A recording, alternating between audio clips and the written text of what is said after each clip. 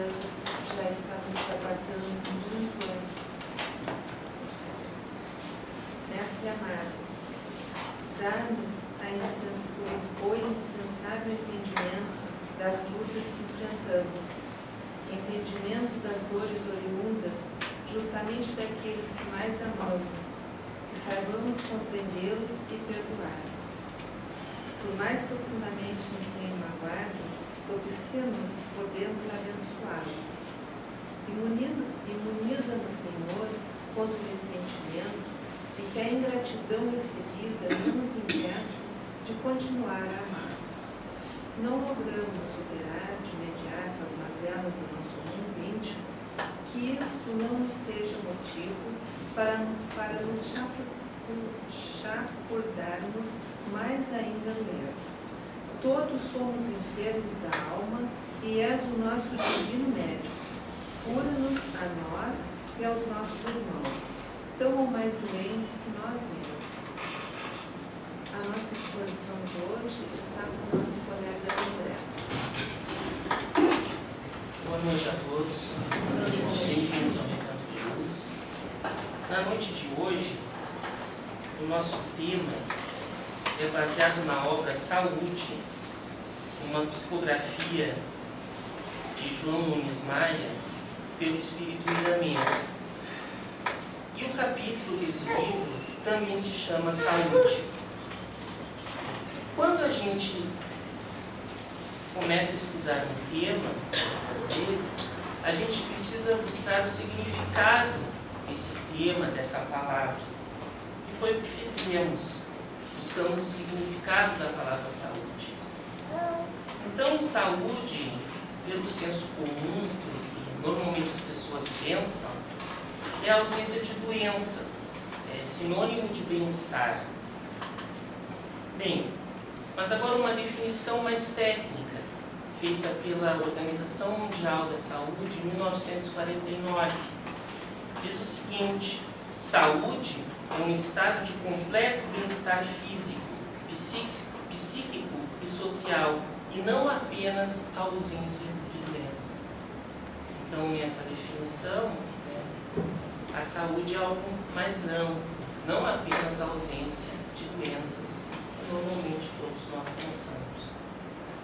E agora, em seguida, ali, uma definição feita por Emmanuel: saúde é a perfeita harmonia da alma. Então, Emmanuel ele dá uma visão mais espiritual do que vem a ser a saúde. E aí, no livro de Miramês, ele começa com as seguintes palavras: já falamos muitas vezes que a dor é o prenúncio da verdadeira saúde. Então, ao ler esta primeira frase, observamos, que é uma frase instigante, é uma frase de uma difícil compreensão, que exige, sentimos que exigiria de nós uma reflexão. Por quê? Porque coloca a dor como prenúncio da saúde. O que tem a ver a dor, e como ela é o prenúncio da saúde. E isso, então, fez-nos refletir sobre doença e dor, apesar que, no primeiro momento, é justamente o oposto da saúde. E para isso, além do livro Saúde, do Espírito Miramês, consultamos uma série de reportagens que foram publicadas no jornal Estado de Minas, denominada Saúde à Luz do Espiritismo, em que aparece a opinião de vários médicos e psicoterapeutas, todos eles espíritas, a respeito desse tema, saúde.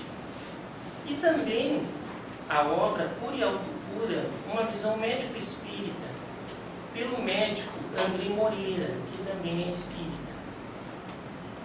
E aí podemos observar, consultando esse tema, que é um tema extremamente vasto. E, logicamente, dentro do espaço que nós temos aqui, nesta exposição, vamos apenas abordar alguns desses aspectos que consideramos mais importantes para compreender o que Miramês queria nos dizer. Então, a primeira pergunta é como recebemos a dor? Será que nós recebemos a dor como a gente recebe uma velha amiga? Um abraço com um sorriso? Há que tempo não viu você? Não, né? A gente responde com perguntas inevitáveis. Algumas delas, né? Por que eu? O que foi que fiz para merecer? Por que sofro mais que os outros? Então a gente observa nessas perguntas, quando a doença, a dor bate à nossa porta, essas perguntas são carregadas de um sentimento que indica que a dor é vista como um castigo, como uma punição. E aí nos perguntamos por que deste castigo, por que desta punição. E aí, muitas vezes, os sentimentos que temos ao receber essa doença, essa dor, é sentimento de revolta e de desespero. E aí, né, desespero significa o quê? Desespero significa desesperança, né?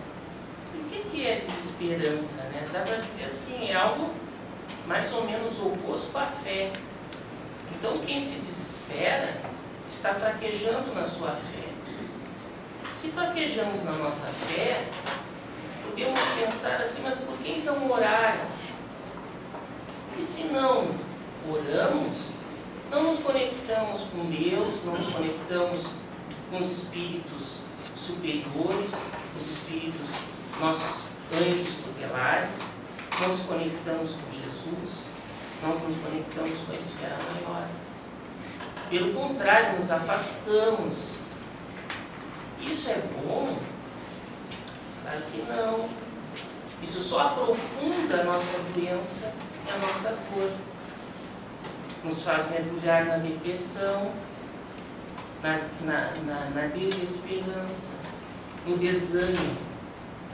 Isso tudo contribui negativamente para aquela situação, para combater, para reagir àquela situação.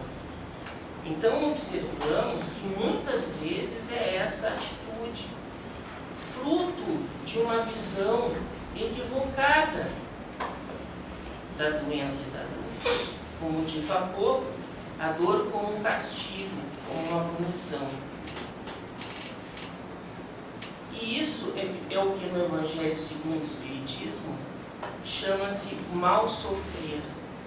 Então quem quiser, né, pode ler este capítulo, aí que é o capítulo 5, Bem-aventurados os aflitos.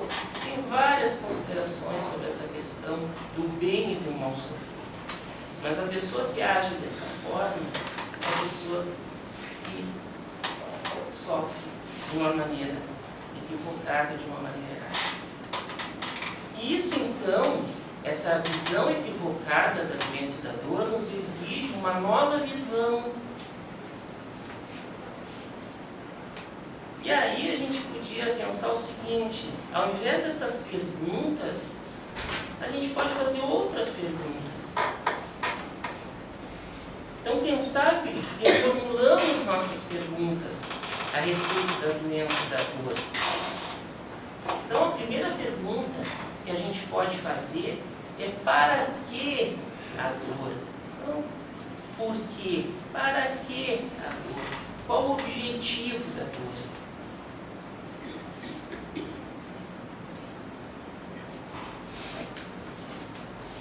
E aí, podemos fazer uma relação, uma analogia.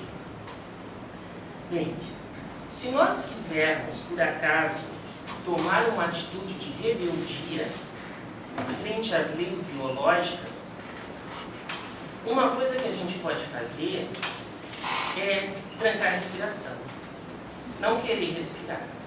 Por quê? Qual é a lei uma das leis biológicas? É que nós precisamos de oxigênio para o nosso organismo, para as nossas células. Então, o que acontece? Nós precisamos respirar. É uma lei biológica. Mas se a gente resolver ser rebelde e resolver trancar a respiração, o que vai acontecer?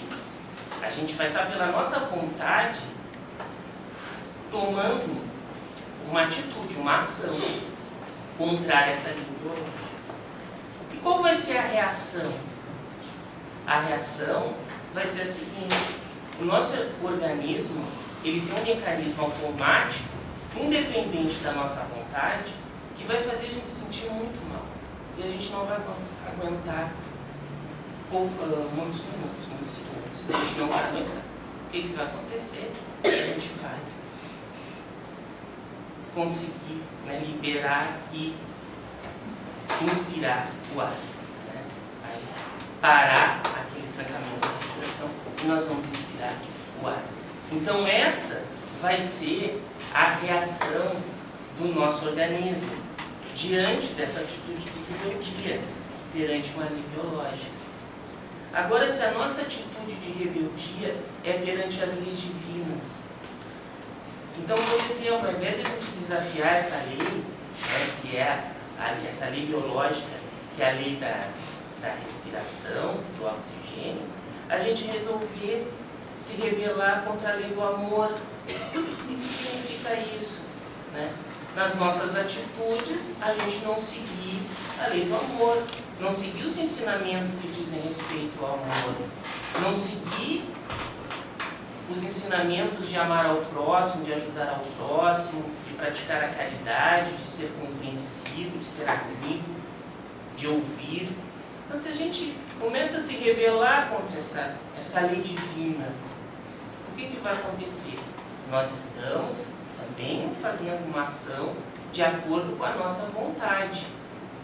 Uma ação de rebeldia, mas pela nossa vontade. E vai haver uma reação. Que reação poderá ser essa? Poderá ser a doença. Então, a doença, muitas vezes, é a reação frente a uma rebeldia, a um ato de rebeldia, a um ato de descumprimento às leis divinas. Mas por que isso? Lá no caso da lei biológica, do nosso organismo físico, o organismo reagir de uma forma a restaurar a respiração, mesmo contra a nossa vontade, porque o organismo queria o quê? Ele queria voltar ao equilíbrio, ele queria restaurar os níveis de oxigênio e reequilibrar o seu funcionamento. E o que vai se ter aqui, né, perante ao não cumprimento das leis divinas, né, o que se quer com essa reação, com essa resposta a esse tipo de coisa, é restaurar o equilíbrio. Também. Não, lógico, o equilíbrio do nosso corpo, mas o equilíbrio da nossa alma.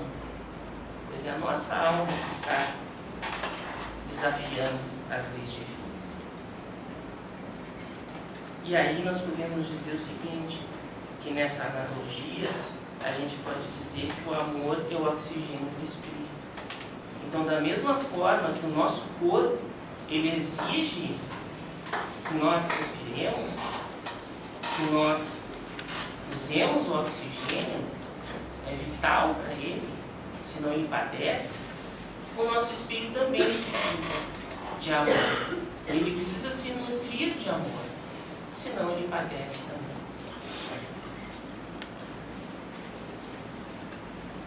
E aí é dito o seguinte: a doença e a dor constituem mensagem da alma e que por meio dela pode-se chegar ao maior conhecimento de nós mesmos.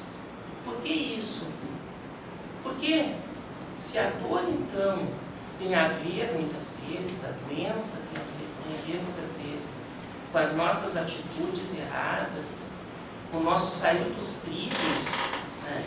Para que nós voltamos aos trilhos, para que nós nos reequilibremos novamente, né? Nós vamos precisar refletir. E ao refletir, nós vamos conhecer melhor nós mesmos. Quando a dor e o sofrimento aparecem, é porque o equilíbrio precisa ser refeito. Então, a dor, a doença, ela é um alerta para que a gente tome alguma atitude com a finalidade de nos equilibrarmos. É sinal de que algo está errado nas nossas vidas. E muitas vezes esse algo errado diz respeito às nossas atitudes, às nossas posturas. E aí vem uma outra pergunta. Qual a causa da nossa doença? Então a causa, com certeza vão haver muitas as causas. O que vai causar a nossa doença? Nós vamos ver então alguns aspectos disso. Então primeiro, nós temos aqui nessa figura, nessa representação, o corpo humano, que é a morada do espírito. Então o corpo humano, ele é formado por tecidos, por células, por órgãos, tudo em pleno funcionamento, um funcionamento harmônico. E o nosso espírito habita esse corpo.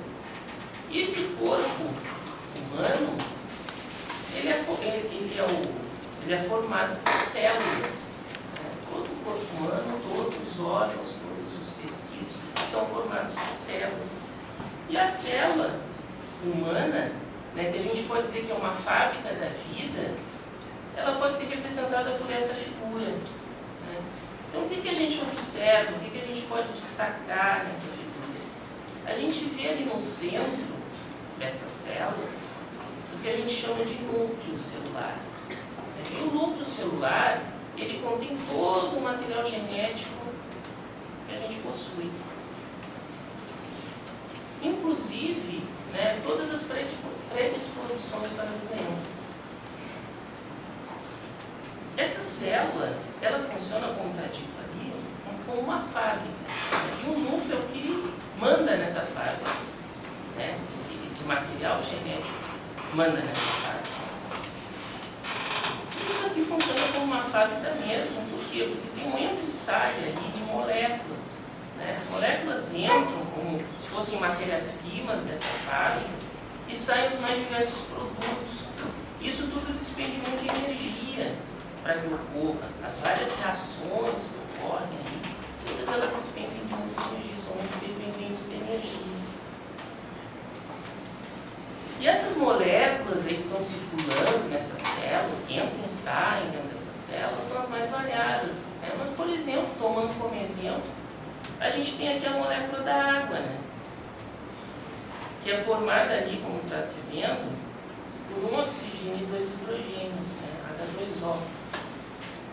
E esses átomos aí, então, que formam essa molécula de água, que é o principal constituto do nosso organismo, ela é mantida por determinadas forças, por determinadas energias. Quer dizer, aqueles átomos aqui, eles estão unidos por energias.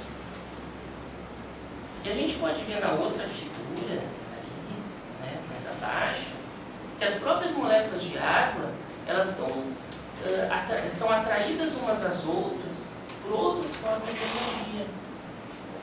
Então isso é para mostrar o quê? Que nessa célula, fábrica da vida, tem muita energia, muita forma de energia aí presente, suscetível, portanto, às energias externas. Tem um japonês, talvez muitos já tenham ouvido falar, o nome dele é Masaru Emoto. É um pesquisador que ele fez uma pesquisa para verificar como as moléculas de água reagem a determinados estímulos, podem ser por palavras, ou por pensamento. E aqui a gente observa alguns exemplos do resultado dessa pesquisa. Então ali, aquela mesma molécula que estava representada aqui, e essa interação entre as moléculas da água, resultou nisso aqui. Por exemplo, nessa primeira figura, quando foi abençoado por um monge budista, resultou naquele cristal ali. O de baixo, a figura de baixo, é quando a palavra paz foi mencionada. A outra figura acima, novamente, é quando a palavra obrigado foi mencionada. Então mostra o quê? Que formas de energia que são emitidas, elas podem interferir nas moléculas. Ora,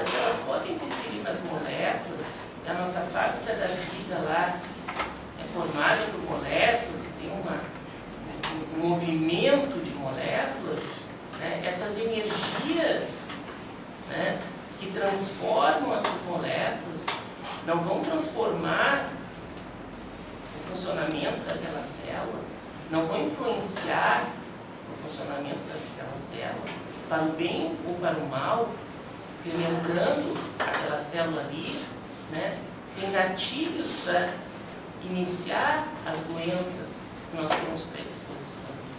Então, será que as energias que porventura atinjam aquelas moléculas não vão interferir no funcionamento daquela unidade fundamental do funcionamento do nosso corpo físico? E aí, para contrapor aqui essas palavras, essas imagens, né, resultantes dessas palavras, dessas energias positivas, aqui a imagem da água, quando a frase "eu vou te matar" era mencionada. Então, isso a gente começa a ver o quê?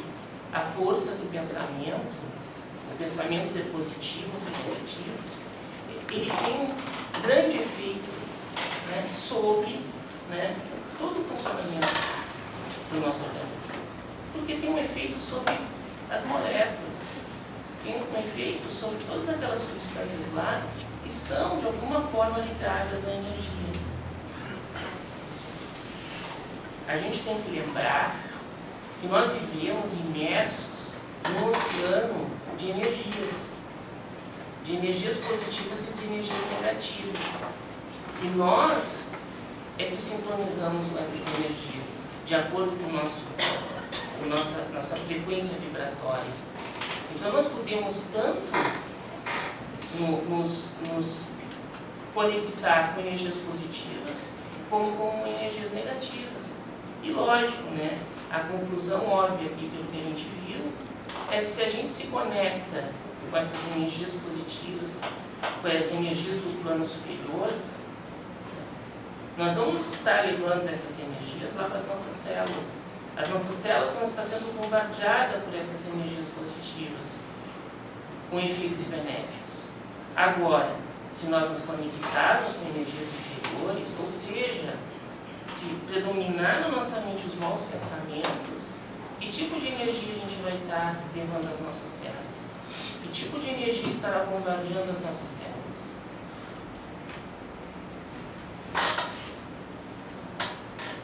E aí vem uma pergunta, né? A doença ela, então começa no corpo ou na mente? E aí um exemplozinho aqui bem comum, que é bem épico disso acontecer, né? Que dentro de uma mudança de clima podemos gripar, mas se estivermos mal emocionalmente, a gripe que seria assim pior. Isso é uma verdade, né? Porque se a gente gripar, né, a gente sabe que ali é um vírus que está provocando aquela gripe. E esse vírus ele tem um ciclo. Então a gente vai ficar bem ruinzinho, mas é um ciclo de existência daquele vírus. Né? E o nosso organismo, se ele estiver, né, em pleno funcionamento, ele vai reagir a esse invasor do vírus. Então essa gripe ela vai passar e não vai deixar nenhuma sequela. E claro, a gente pode dar uma ajudazinha, né, para essa gripe, porque se a gente tiver bons pensamentos, esses bons pensamentos podem ser o quê? Pode ser oração. Oração é uma forma de bom pensamento, é uma forma de conexão com as vibrações positivas. Se a gente fizer isso, a gente vai estar ajudando lá o nosso organismo a combater esse invasor. Agora, se os nossos pensamentos não ajudarem muito, se as nossas conexões não forem muito boas, o que vai acontecer? A gente vai levar uma energia positiva para a nossa célula de estar combatendo o invasor? Não, né? A gente vai acabar levando um nutriente, né? Vamos dar uma forcinha para o invasor, para o vírus. E aí a gente aquela gripe vai se estender, a gente vai piorar, vai se agravar, pode até dar uma complicação. Né? Então mostra que o pensamento, né, que a vibração mental, ela tem um papel importante, né, na doença. Então, como diz aqui, a nossa vibração mental tem papel crucial em nossas doenças. Então, com certeza, né, se a gente tem um pensamento positivo, um pensamento elevado, né, não só o pensamento, né, mas as próprias atitudes positivas e as atitudes condizentes com as leis divinas, né, nós vamos estar influenciando o nosso organismo, né, a ter um combate maior às doenças. E aqui a gente vê nessa foto, não dá para ver bem, aqui no computador não se enxerga. Mas a gente vê aqui o quê? A gente vê uma parede com infiltração, né? Então ela está toda mofada. Então se a gente quisesse, vamos supor que essa parede seja na nossa casa, e a gente vai receber uma visita. A gente não quer assim mostrar essa parede feia, né, toda mofada. Então o que a gente faz, né? A gente vai pegar o alvejante lá da dispensa, vai fazer uma boa limpeza, né? Vai passar um cal para dar uma disfarçada e está resolvido, né? Mas o que vai acontecer, né? A infiltração continua. Mas daqui a um tempo vai mofar de novo. Então nós, de uma certa forma, podemos nos comparar a essa parede com infiltração, né? Então, a doença ou o sintoma das doenças, né, é esse mofo todo aí. Que a gente, em geral, a gente vai tratar esse mofo aí. A gente vai no médico, a gente toma essas medicações. Mas quem está provocando esse mofo é a infiltração que está tendo. Infiltração aonde? Infiltração na nossa alma. Alguma coisa está errada, alguma coisa está se infiltrando na nossa alma. Então, o que significa isso? Significa que a gente tem que ir no médico, significa que a gente tem que tomar as medicações, mas a gente tem que se preocupar qual é a nossa infiltração. O que está se infiltrando na nossa alma que está provocando isso tudo? E aí vem aquela frase inicial, né, de Milanês, que diz assim: já falamos muitas vezes que a dor é o prenúncio da verdadeira saúde. Então, o que ele está querendo dizer? Que justamente a dor e a doença, ela vai nos fazer ver o que está errado em nossas vidas.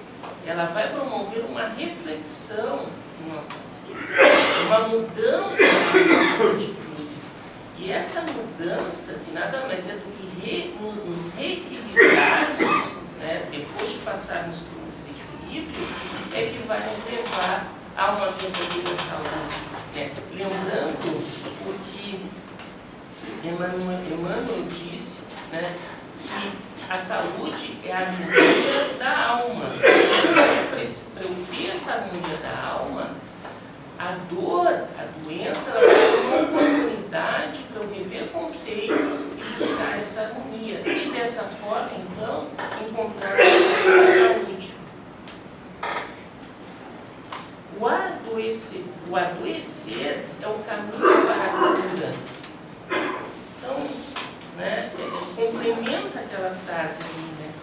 Então, adoecer é o caminho para a verdadeira cura, porque a doença ela vai nos fazer modificar, ela vai curar o nosso espírito. A doença passa a ser, então, a própria cura, e já não é mais vista como o oposto de saúde. Então, está dizendo que a doença passa a ser, então, a própria cura, e já não é mais vista como o oposto de saúde. Isso significa uma forma diferente, então, de ver a doença, né? Diferente daquilo que foi mostrado lá no início, que mostrava a doença como um castigo, né? A doença como uma punição. Não, a doença não é castigo, ela não é punição, né? Ela é a própria cura, então, a verdadeira cura, então, que nos é necessária. E isso, então, nos dá o quê? Né? Nós temos essa visão, então, distinta, essa visão diferente da dor e da doença, nos faz o que nos deve fazer, pelo menos, nós reagirmos melhor, né, quando a doença bater a nossa porta, se ela um dia bater. Né? E aí André Luiz, que foi um médico também, né, diz assim: somente o doente convertido e médico de si mesmo alcançará a cura positiva. Então, o que ele quer dizer com isso? Né? Se muitas vezes a doença é provocada pelas nossas próprias atitudes, ou ao menos ela é alimentada pelas nossas atitudes e pelos nossos pensamentos, sobre isso a gente tem controle. A gente pode controlar os nossos pensamentos, a gente pode controlar as nossas atitudes. Isso então vai ter um impacto na melhoria da nossa situação, do nosso quadro, diante de uma doença. Então isso é essencial, é vital. Para finalizar, então, uma passagem do Evangelho, nesse capítulo, Bem-aventurados os aflitos, diz o seguinte: bem-aventurados os que têm a ocasião de provar sua fé, sua firmeza, sua perseverança e sua submissão à vontade de Deus, pois eles terão centuplicada a alegria que lhes falta na terra, e após o trabalho virá o repouso. Uma boa noite a todos, uma feliz Páscoa a todos, que a paz de Jesus fique em seus corações. Vamos fazer agora uma prece para todas aquelas pessoas que nós colocamos os nomes nas caixinhas e também por aquelas que nós trazemos no nosso coração. Senhor, que o nosso coração jamais se apague a esperança em melhores dias para nós e para toda a humanidade, a esperança de que os nossos sonhos se realizem, de que venhamos a realizar os objetivos que anelamos, de que as nossas mais simples aspirações se concretizem, que a esperança sempre nos sustente na busca da paz que empreendemos. Quando tudo conspire contra os nossos anseios de felicidade, que a esperança seja a estrela que nunca se apaga em meio à espessa escuridão do caminho. A esperança é a certeza do amanhã tranquilo. Quem conseguirá viver sem esse divino êmulo no espírito? Tu és, Senhor, a nossa esperança maior. Em Ti esperamos e confiamos hoje e sempre. Que assim seja.